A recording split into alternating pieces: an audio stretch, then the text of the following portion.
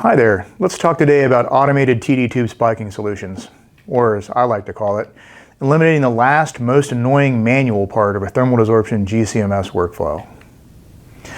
So how do I spike internal standards onto a thermal desorption tube?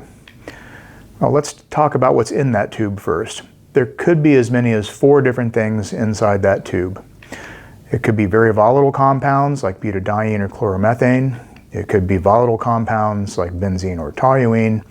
It could be semi-volatile compounds like phthalates, PAHs, or other high boiling things. If you were using this tube to sample air, there's also a very good chance there's a good bit of water on it.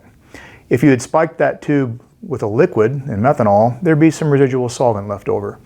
So there could be as many as 4 things there. What's missing is an internal standard.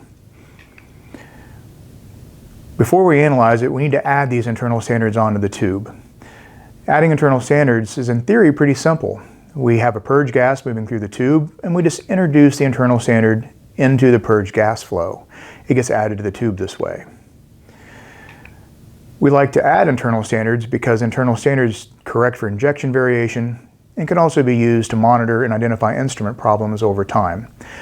Most standard methods now require the use of internal standards for this reason, so adding them is very important to quantitative data quality. There's an additional problem though. Remember, there's water on that tube too, and gas chromatographs and water don't mix. But there's some good news here. If you can purge internal standard gases onto a tube, then you can also dry purge out the water. You use the same purge gas, you just don't add internal standard to it, you let it run for a little bit longer time, and the next thing you know, the water is blown off the tube. The key, of course, is finding a way to balance between blowing the water off the tube and not losing your analytes, but at GERSTEL, our experts there can help you with this. So once this is all done, we have a TD tube that's ready for analysis. Of course, you don't want to be doing that yourself. You may be doing dozens of tubes in a day, and you don't want to have to spike all these things by hand. You don't want to have to dry purge them all. I used to spike all my own tubes, and it was one of the things I hated every day about knowing I had to do. I would rather have something else do it for me. And now there's good news on this point as well. At GERSTEL, we have developed automated tube spiking solutions that let our robotic automation do the spiking work for you. There's actually 2 different versions of this. The GERSTEL ISDP, which has a fixed volume loop inside.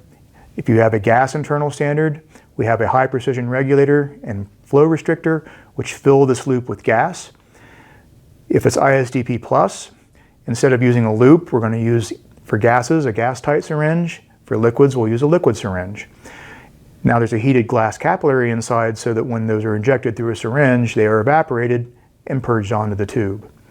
Speaking of purging, in either case, once those standards are added, the purge gas that moves through the instrument is controlled by a mass flow controller for very high reproducibility and high dependability of results.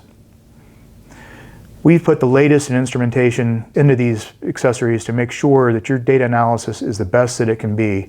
We're using mass flow controllers for a reason, because they provide the best data quality, control of flow from the software, and all the other things you'd expect from a modern approach.